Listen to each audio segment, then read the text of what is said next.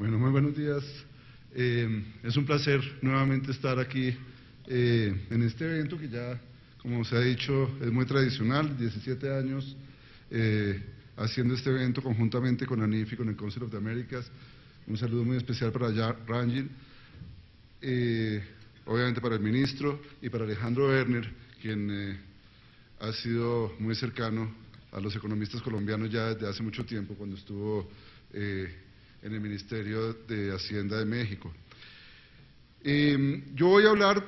en muchos sentidos de los mismos temas de los que ha hablado el ministro. En algunos temas me repetiré, en otros habrá algunas pequeñas diferencias, pero voy a organizarlo primero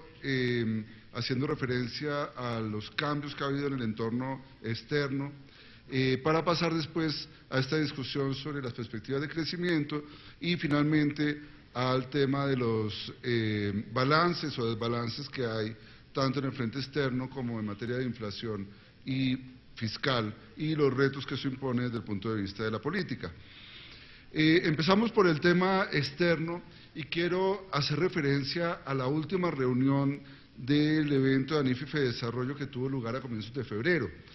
En ese momento, solo para recordarlo, estábamos, porque uno se le olvidan las cosas muy rápido, en una situación de un pesimismo desbordado. La razón para ese pesimismo se puede ver en los cuadritos anaranjados que aparecen aquí, que era lo que veíamos en ese momento. Unas caídas de las bolsas internacionales fenomenales, en las bolsas de Estados Unidos. Ven ustedes lo que era la caída que veíamos en ese instante, en Europa, tanto en Alemania y en España, que es lo que está en el gráfico de abajo, y en Japón, en el gráfico de la derecha, unas caídas extraordinarias que se habían dado entre diciembre y enero y que generaban un pesimismo enorme sobre lo que iba a ser las perspectivas de la economía mundial y lo que nos iba a implicar a un país como Colombia. La discusión sobre el precio del petróleo en ese momento, ustedes recordarán, era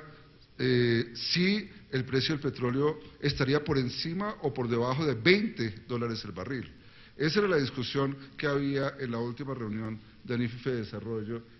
hace apenas 4 meses. La situación en el periodo más reciente ha cambiado de manera importante.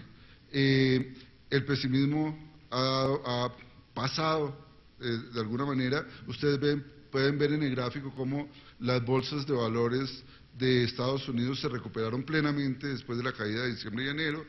La recuperación en Europa ha sido mucho más parcial y en Japón en realidad no ha habido una recuperación, pero se estabilizó y ha dejado de caer el nivel de las bolsas en el periodo más reciente. Y eso se refleja en una menor aversión al riesgo en los mercados internacionales hacia la inversión en países emergentes. En febrero, con el mismo cuadrito que teníamos antes, veíamos cómo habían aumentado muy fuertemente los niveles, los spreads medidos por los ENVIs, y no era un fenómeno exclusivo de Colombia. En Colombia había sido muy importante, pero igualmente importante había sido en el caso de Brasil, en Perú, aquí tenemos México también, y en el periodo posterior a febrero, desde mediados de febrero más o menos, ha venido bajando la aversión al riesgo y los ENVI se han venido corrigiendo. Este es un dato donde la línea roja muestra lo que ha pasado en Colombia, pero yo quiero destacar que esa mejoría que ha habido en Colombia no es exclusiva de Colombia. Ustedes saben lo que ha pasado en Brasil,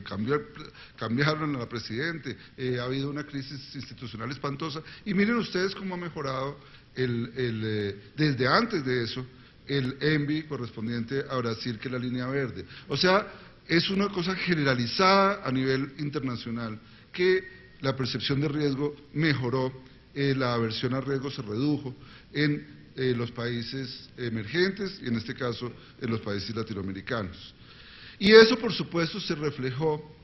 en indicadores muy importantes para un país como Colombia. El índice de las bolsas colombianas desde enero de este año tiene una recuperación enorme, se ha valorizado cerca de 25%. La tasa de cambio, también lo recuerdo, en enero o en febrero, la discusión, no la que hacemos nosotros, aclaro, sino la discusión que había en el ambiente era si la tasa de cambio llegaría a 3.500, a 4.000. Ese era el ambiente que había en la prensa, en las discusiones de radio, etcétera. Y lo que ha sucedido es que de esos casi 3.400 que alcanzamos a tocar, la tasa de cambio se apreció, el peso se apreció de manera muy importante. En las últimas semanas tuvo un repunte, pero volvió a caer en los últimos pocos días, de tal forma que la situación actual es bastante distinta a la que teníamos hace 4 o 5 meses. Y las tasas de interés de largo plazo, las tasas de los TES, también reflejan la misma situación. Habíamos tenido un aumento muy fuerte en las tasas de interés de los TES a 5 y a 10 años, y en los últimos 4 o 5 meses ese aumento se ha revertido de manera importante, como lo pueden ver ustedes en el gráfico de la derecha, tanto a 5 como a 10 años. Los de un año reflejan en mucho mayor grado la política monetaria del Banco de la República y por lo tanto han seguido subiendo, pero creo que es más importante ver como confianza el indicador de largo plazo, que es el de las tasas a 5 y a 10 años. Ahora, en ese mismo contexto, ¿qué ha pasado con las perspectivas de crecimiento a nivel mundial? Ayer se conocieron las proyecciones del Banco Mundial, o antier tal vez se conocieron las proyecciones del Banco Mundial, y se ve una reducción en la perspectiva de crecimiento importante. Pero yo quisiera decir que esa reducción importante en las perspectivas de crecimiento a nivel mundial, y muy particularmente las de Estados Unidos, que se redujo en 0.8 puntos porcentuales con respecto a lo que se preveía el propio Banco Mundial unos 5 meses atrás, en enero de este año, no implica que estamos en una crisis de crecimiento mundial. Estamos en una situación compleja, ciertamente, pero con unas tasas de crecimiento que no son muy distintas en 2016 de lo que fueron en 2015 y que son muy superiores a cualquier año previo después del 2007, 2008. En ese sentido, la situación es paradójica porque sí, ha habido una revisión hacia la baja en el crecimiento, pero no es que hayamos entrado en una crisis internacional. Por el contrario, por ejemplo, en la zona euro, el crecimiento sería 1.6% este año, que no es para hacer una fiesta, ni mucho menos, pero es mucho mejor que las tasas negativas que estábamos observando hasta el 2014. En ese sentido, es algo positivo. Paradójicamente, esta revisión hacia la baja que ha tenido el crecimiento de las economías desarrolladas, que siguen siendo los centros financieros mundiales, ¿a qué ha conducido? A que las políticas monetarias de esos países sean más relajadas. En el caso de Europa, ustedes saben cómo Europa profundizó sus políticas expansivas, está haciendo emisiones, comprando títulos por 80.000 millones de euros mensuales. Es una política tremendamente expansiva, con tasas de interés overnight negativas. Algo similar está pasando con Japón. Y en el caso de Estados Unidos, ¿a qué condujo este deterioro relativo en las perspectivas de crecimiento? A que lo que creíamos en enero que iba a suceder, que iban a subir las tasas de interés de manera importante a lo largo de este año en Estados Unidos, no sucedió. Ahora hay la discusión de si habrá un aumento en junio, ya se está diciendo que tampoco será en junio, y si lo hay, de todas maneras es claro que el aumento de tasas de interés en Estados Unidos va a ser mucho más moderado este año de lo que se esperaba hace unos meses. En ese sentido, paradójicamente, lo que ha sucedido con el cambio en la perspectiva de crecimiento mundial es que ese crecimiento sigue siendo mucho mejor que en el pasado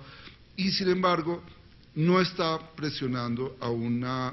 política monetaria más restrictiva, sino al contrario, ha hecho que la política monetaria sea más laxa y a que haya más liquidez a nivel mundial, que es algo que en el fondo nos ha terminado beneficiando. La paradoja más grande de esto es lo que observamos en las últimas semanas.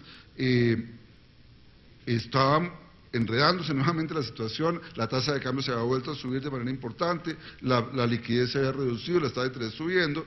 cuando se pensaba que los datos de Estados Unidos estaban siendo muy buenos y por lo tanto Estados Unidos iba a aumentar la tasa de interés en junio. Apenas empezó a diluirse esa sensación por unos datos malos de empleo el mes pasado y se empezó a hablar de que Estados Unidos no subiría la tasa de interés en junio,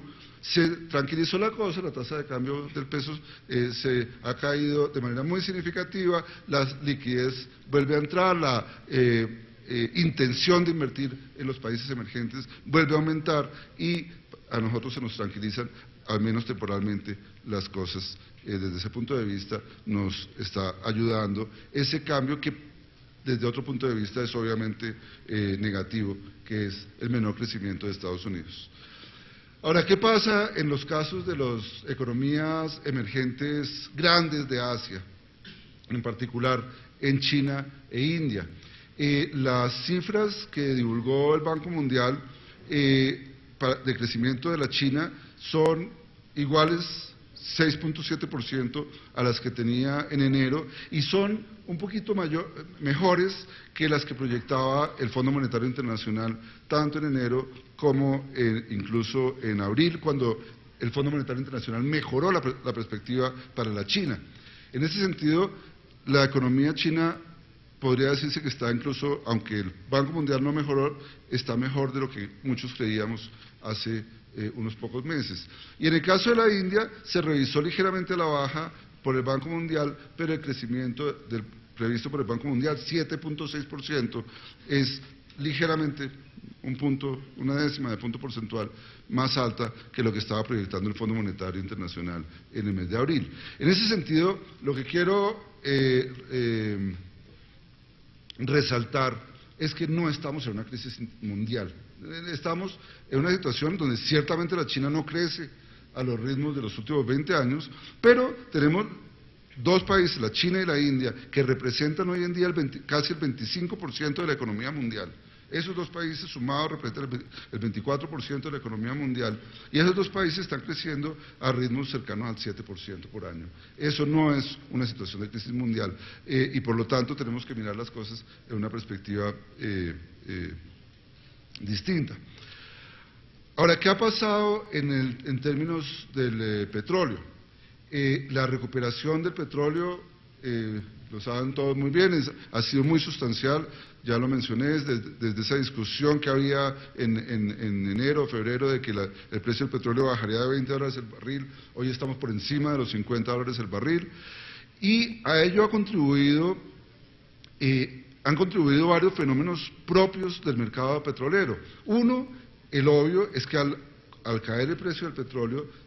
se cayeron muchos proyectos de inversión en el sector petrolero y en particular muchos de esos proyectos de fracking en Estados Unidos se hicieron inviables financieramente y por lo tanto hoy en día la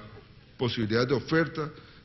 petrolera de parte de Estados Unidos es mucho menor. A eso se sumó que unos incendios muy grandes en Canadá, unos recortes acordados entre Arabia Saudita y Rusia y problemas de orden público importantes tanto en Libia como en Nigeria que han reducido la oferta de petróleo. Pero yo quisiera destacar aquí que también hay otro elemento importante y que hay que tener en cuenta, que es que esa recuperación del petróleo puede tener que ver, y lo pongo simplemente como hipótesis, con el hecho de que el dólar se ha depreciado en los últimos meses, en este entorno distinto que acabo de describir de liquidez internacional. Y cuando el precio del dólar,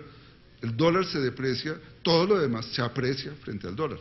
Se aprecia el peso, se aprecia el euro, se aprecia el petróleo. Y el petróleo se ha apreciado medido en dólares. Y en ese sentido, una parte no despreciable de ese aumento en el precio en dólares del petróleo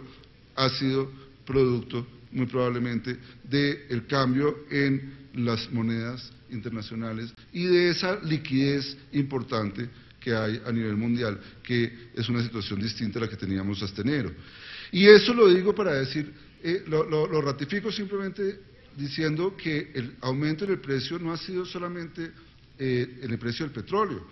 también se ha dado en los otros commodities. Para otros commodities no tengo un indicador tan actualizado, lo tenemos solamente hasta abril, pero aquí se ve en esa parte que está resaltada con una pelota, con un óvalo, cómo la recuperación en los precios de la energía, que incluye petróleo, carbón, también ha ido acompañada de recuperación en otros en otros minerales, en metales preciosos e incluso en productos agrícolas. O sea, es una recuperación bastante generalizada, obviamente parcial, de los commodities,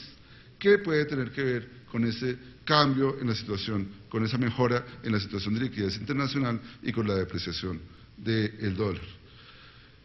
Ahora, lo que es llamativo es que a pesar de esa recuperación, las perspectivas para América Latina no han mejorado para nada. América Latina se sigue deteriorando. La revisión que hizo el Banco Mundial, al igual que la que había hecho el Fondo Monetario en abril para el crecimiento de América Latina, es claramente hacia la baja. La perspectiva de crecimiento de América Latina, de acuerdo con las cifras divulgadas por el Banco Mundial, es de caída absoluta de 1.3% en la región, obviamente muy influida por lo que pasa en Brasil, para la cual le proyectan una caída de 4% en el 2016, con una revisión a la baja muy fuerte de 1.5 puntos porcentuales, una caída de 10% en Venezuela, y algo que muchas veces no aparece porque es un país pequeño para el mundo, pero muy grande para Colombia, es Ecuador, muy importante para Colombia, donde se está previendo una caída para el 2016 de 4%, que además continuaría el año entrante y que genera obviamente dificultades importantes para las exportaciones no tradicionales de Colombia. Para todos los países que aparecen en este cuadro se revisó la perspectiva de crecimiento a la baja, con la única excepción de Perú, que como decía el ministro, ha tenido una revisión al alza básicamente asociada a la entrada en funcionamiento de algunos proyectos mineros muy importantes que han aumentado el crecimiento previsto para Perú. Ahora, en este contexto, ¿por qué América Latina cae a pesar de que los precios de los commodities se han recuperado un poquito y que la situación de liquidez es un poco mejor? Porque visto en perspectiva, de todas maneras, la caída de los precios de los commodities es enorme y creo que es importante verlo en perspectiva de mediano plazo y comparar un poco la situación que tenemos hoy, y a pesar de la recuperación reciente, con la que teníamos, por ejemplo, en el año 2013. Si uno compara los precios de los principales commodities que exporta Colombia y que exportan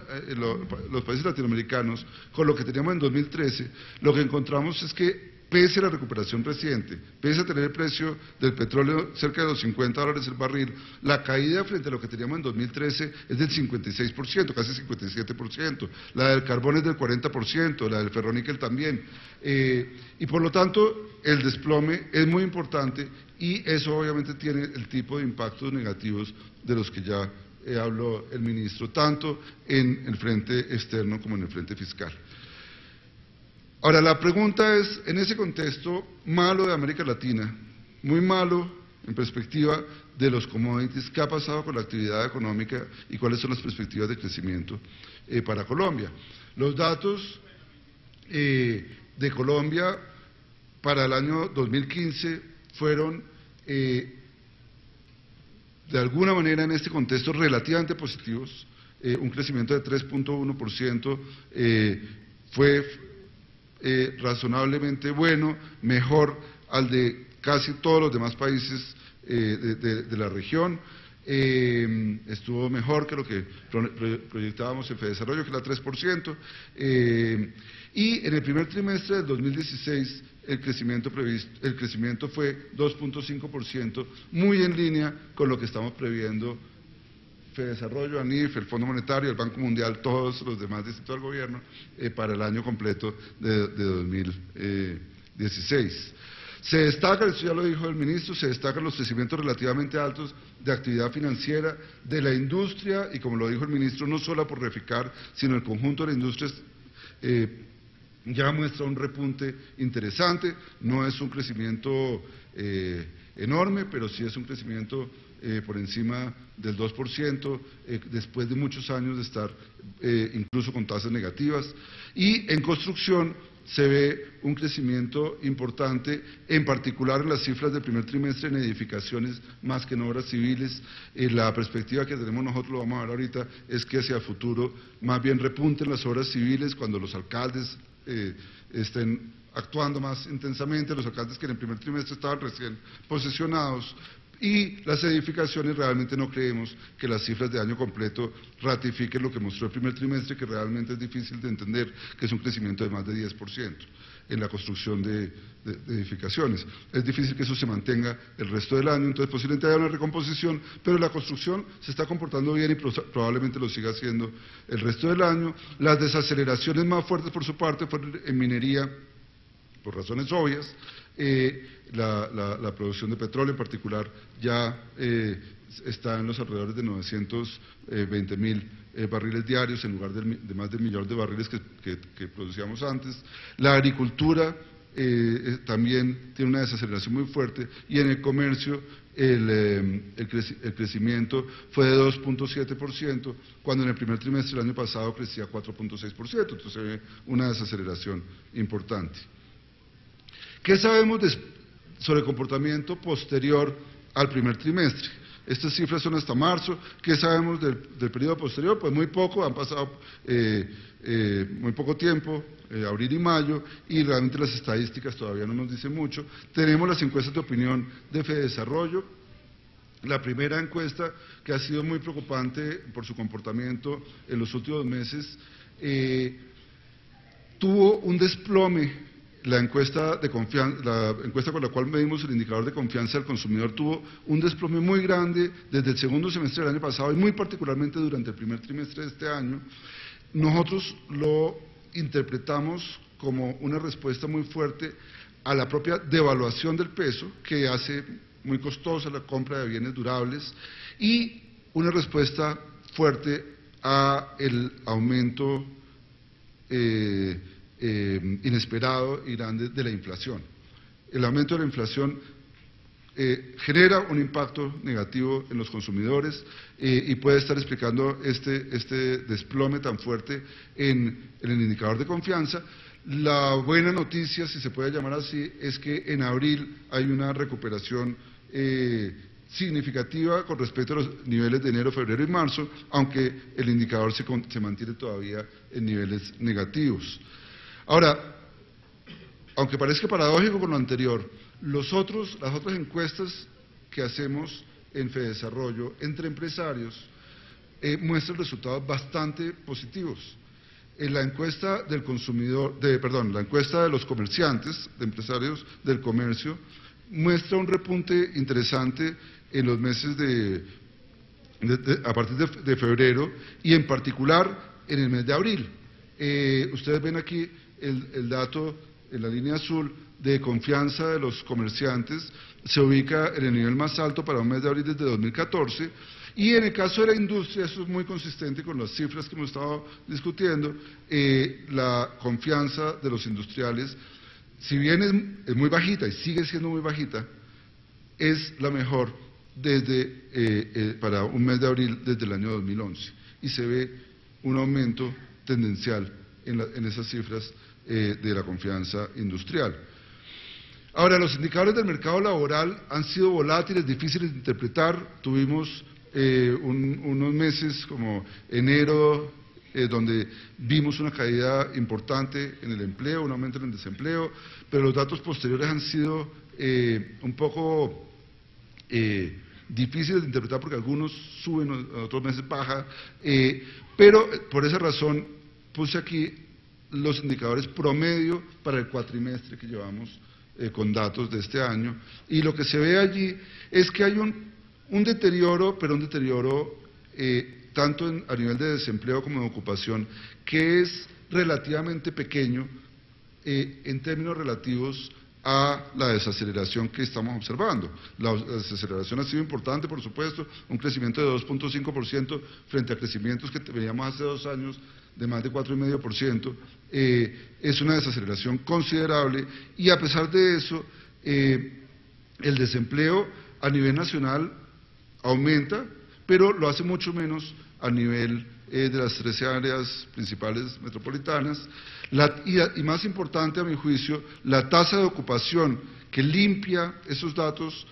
por los cambios en participación laboral, porque la tasa de ocupación se mide como el número de ocupados como porcentaje de la población en edad de trabajar. Esa tasa de ocupación prácticamente se mantiene igual a la de los primeros 4 meses del año pasado. Es ligero, muy ligero la caída, y en ese sentido se mantiene la economía creando empleos casi al ritmo de crecimiento de la población. Y una cosa interesante es que las tasas de informalidad siguen mejorando, las tasas de informalidad siguen cayendo, la informalidad sigue siendo muy alta, pero la tendencia a la reducción de la informalidad que viene desde la reforma del 2012, la reforma tributaria del 2012, cuando se bajaron los parafiscales, se ha mantenido, y posiblemente esa reducción de los parafiscales es lo que nos ha permitido aguantar esta desaceleración económica con menor informalidad y sin que el desempleo aumente de manera muy importante. Creo que ese es un elemento de salvaguardia para la economía colombiana muy importante en este momento. ¿Qué perspectivas tenemos? Ya se ha dicho, tenemos una proyección de crecimiento para el año completo 2016 de 2.5%, que aumentaría al 2017 a 3%. En esa perspectiva,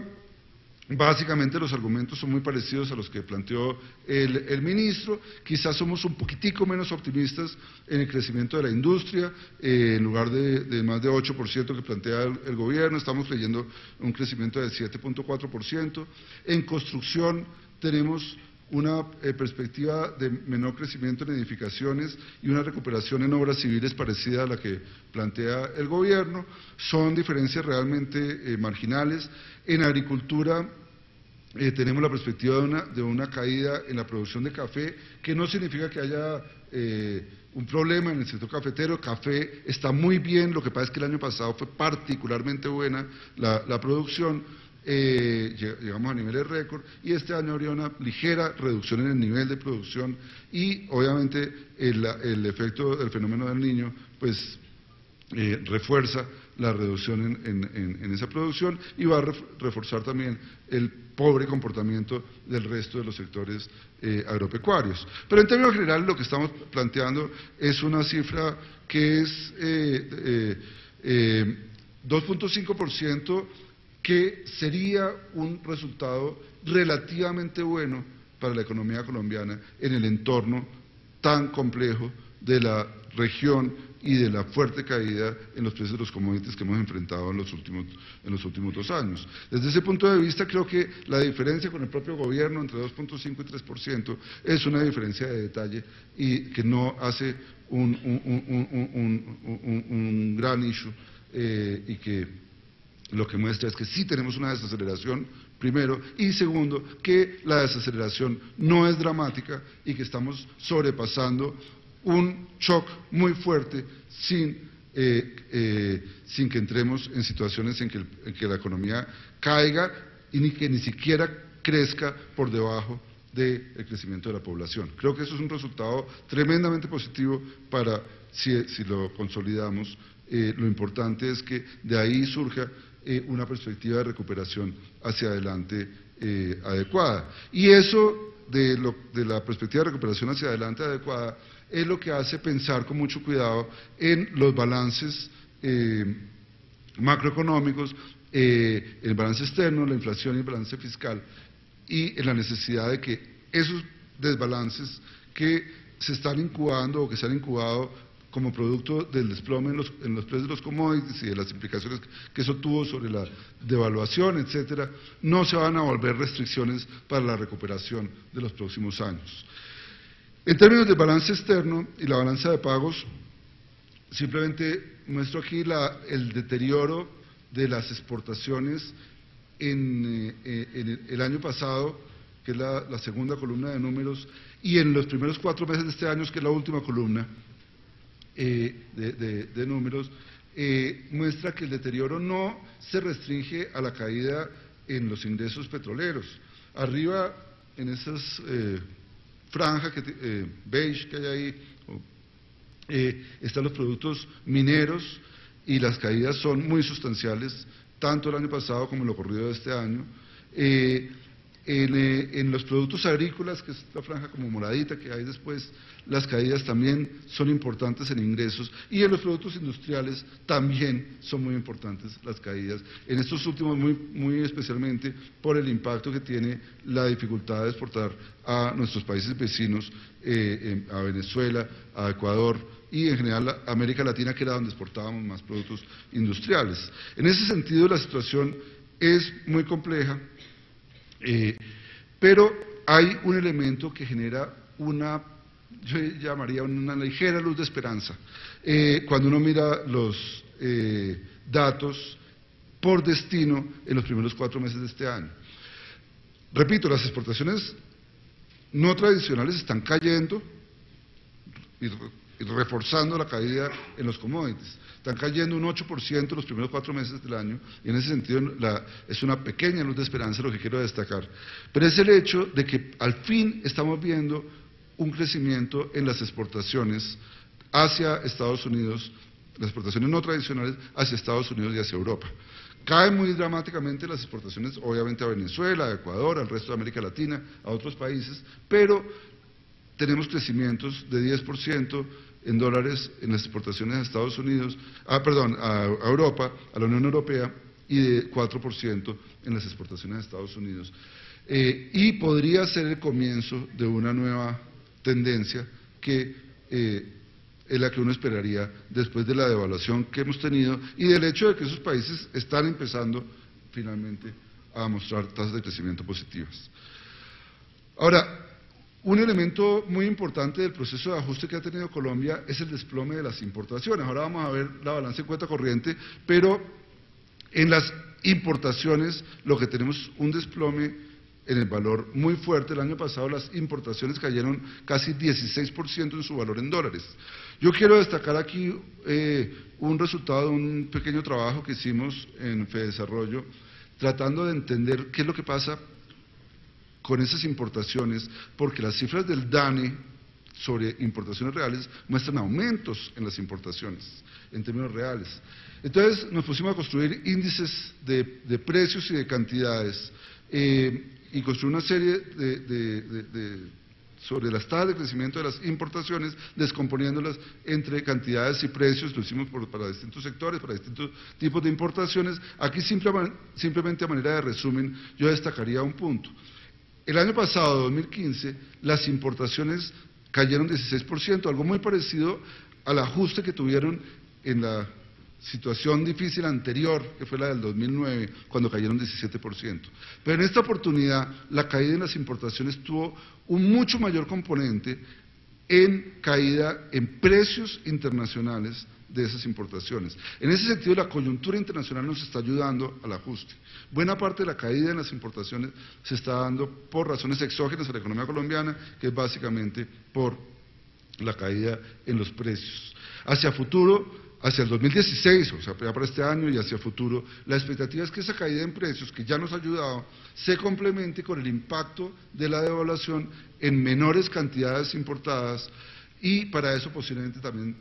nos va a ayudar la desaceleración económica, que por supuesto reduce el ritmo de crecimiento de las cantidades importadas. Aquí lo que quiero destacar es que el déficit en cuenta corriente en 2016 se reduciría en dólares en cerca de 4.000 millones de dólares. Ya fue un resultado extraordinario que en 2015 el déficit en cuenta corriente fue 18.9 miles de millones de dólares, ligeramente inferior al del 2014. Y eso es un resultado extraordinario porque las exportaciones totales del país, y esto muestra las dimensiones del shock que recibimos, pasaron de 55.000 millones de dólares, era la magnitud de lo que estábamos hablando de exportaciones de Colombia, 55.000 millones de dólares, a que este año sean menos de 30.000. O sea, estamos hablando de una caída realmente dramática, de 55.000 a menos de 30.000. Y que en ese contexto no haya un deterioro en dólares del déficit en cuenta corriente es algo muy significativo. ¿Por qué no lo hubo? Por la caída en las importaciones que ya vimos asociada a menores precios el año pasado, y una caída en las importaciones que este año esperamos que se produzca por 3 razones: por la caída de precios, por la devaluación que reducirá las cantidades importadas y por la desaceleración económica, que también ayuda a reducir las cantidades importadas y que muestra por qué es indispensable esa desaceleración económica. No es que a nadie le guste crecer menos, pero se vuelve indispensable crecer menos, y por eso las políticas encaminadas a reducir un poco la demanda, como la política de aumento de la tasa de interés, se vuelve muy importante. Y esto conduce al tema de inflación. En el tema de inflación ya el ministro lo planteó. Tenemos una situación muy complicada, una inflación de 8.2%, es muy superior a lo admisible por parte del Banco de la República, explicada en buena medida por la conjunción del impacto de la devaluación tan fuerte que tuvimos y un fenómeno del Niño que tiene los precios de los alimentos creciendo más de 13%, hay precios como el de la papa, que está creciendo más de 50% anual a mayo, y eso por supuesto genera unas presiones muy fuertes y obliga al Banco de la República a actuar para tratar de trancar la incorporación de este fenómeno en las expectativas y en todo el proceso de ajuste de los precios de los demás sectores. Y aquí se vuelve importante mirar que incluso la inflación básica,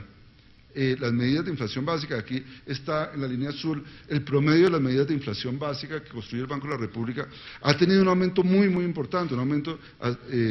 sostenido en los últimos 2 años, y que lleva la inflación básica a niveles de más de 6.3%.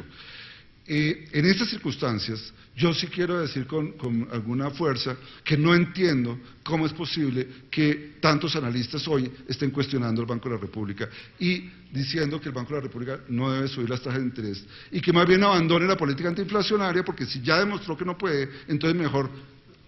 olvidémonos de la política antiinflacionaria, porque si no ha podido bajarla, entonces mejor no la bajemos. Y eso me parece una reacción realmente muy peligrosa. Creo que lo que se necesita en este momento es apoyar una política que ha sido de aumento de la tasa de interés muy razonable. La tasa de interés hoy es inferior a la inflación, es una tasa de interés negativa en términos reales, y ha sido exitosa en un aspecto muy importante, que es mantener controladas las expectativas. Y eso se ve en la línea de abajo, donde se ve que el aumento en las expectativas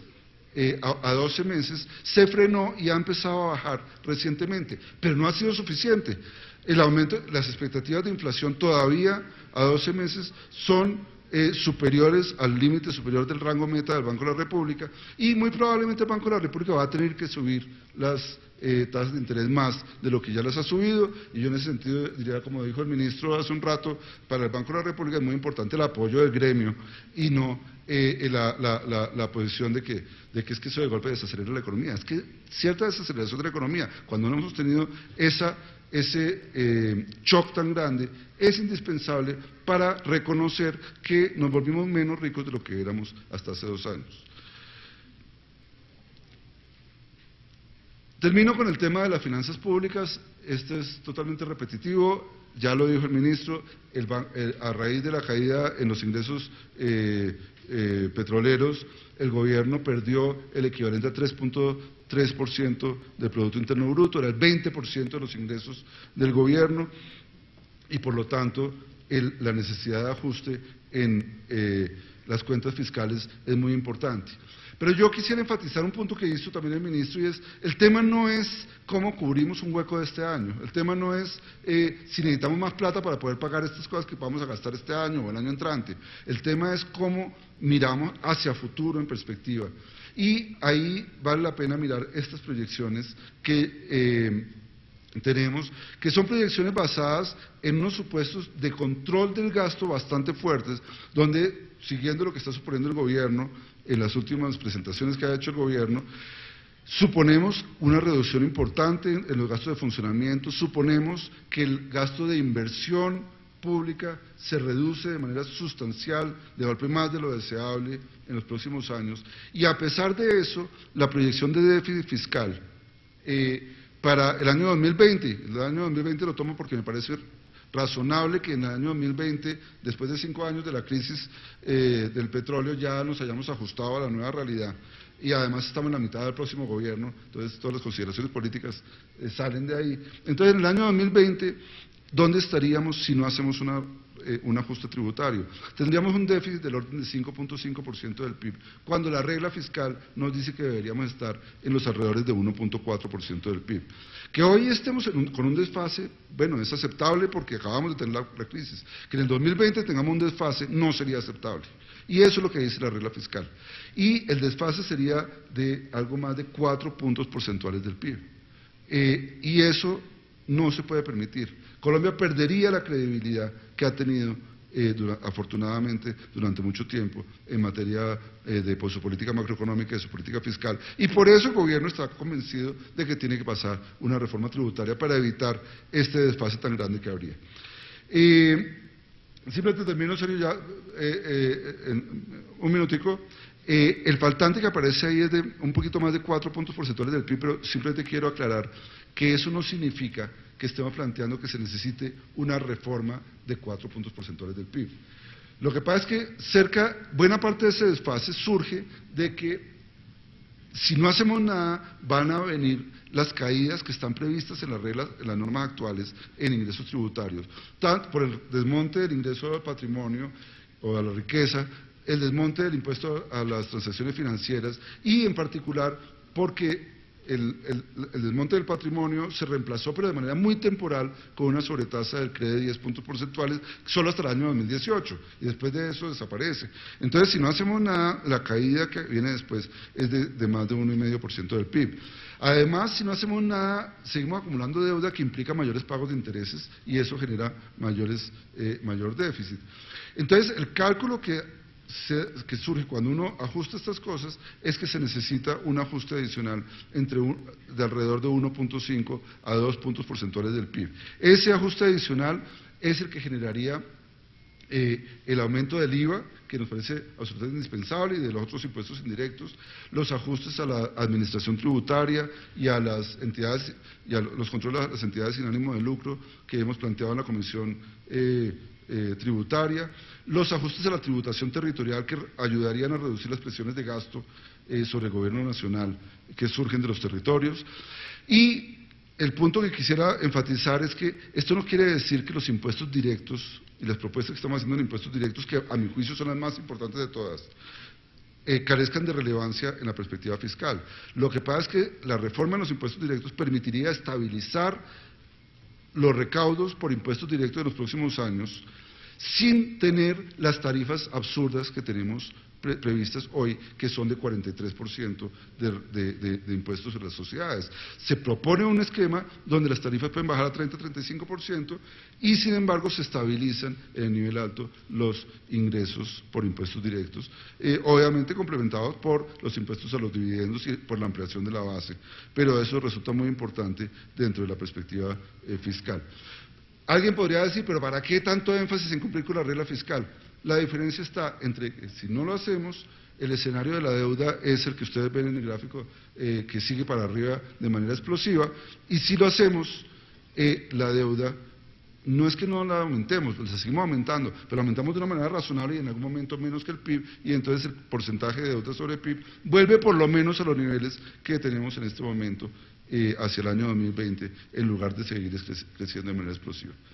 Me salto esta síntesis, pero básicamente lo que dice es que es absolutamente indispensable adelantar la reforma tributaria, es indispensable seguir haciendo las políticas de restricción de monetaria o de aumento en la razonable y medido que ha venido haciendo el Banco de la República en materia de tasa de interés. Eso va a conducir o va a ratificar una desaceleración de la economía hacia un nivel de 2.5%, que nos parece razonable y aceptable dada la magnitud del shock, y que lo más importante en este momento es que ese ajuste sea temporal y que hagamos todo lo que se requiere para que a partir del año entrante sí empecemos un proceso de recuperación sostenible en lugar de continuar en una senda en la cual terminaríamos problemados en los próximos años. Muchas gracias.